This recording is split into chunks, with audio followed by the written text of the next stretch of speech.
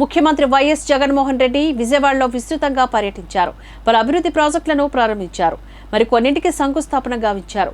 శతాబ్దాల కలగా ఉన్న కృష్ణలంక వాసుల ముంపు కష్టాలకు శాశ్వత పరిష్కారం చూపిస్తూ కనకదుర్గ వారధి వద్ద రక్షణ గోడను ఆయన ప్రారంభించారు. గోడ వెంబడి తీర్చిదిద్దిన రివర్ ఫ్రంట్ పార్క్ను సీఎం జగన్ ప్రారంభించారు.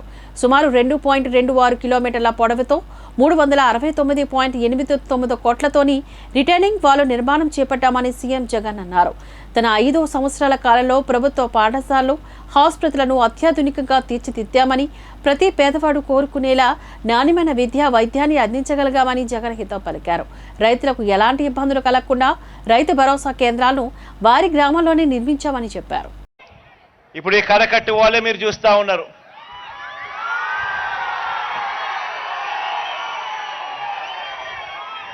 ఇటువైపున అటువైపున ఈ 2 కరకట్టు వాళ్ళలు, కరకట్టు గోడలు కూడా దాదాపుగా 500 కోట్ల రూపాయలతో ఈ కరకట్టు గోడను కట్టడమే కాకుండా ఇక్కడ కరకట్టు గోడ మీద కృష్ణలంక ప్రాంతం ఎప్పుడూ కూడా మునిగిపోతా ఉన్న పరిస్థితులే.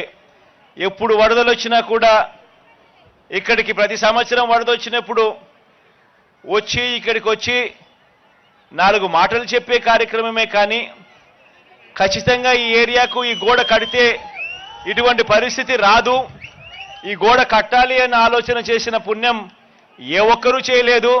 అది ఒక్క మీ బిడ్డ ప్రభుత్వంలోనే జరుగుతా ఉందని చెప్పడానికి సంతోషపడతా ఉన్నా.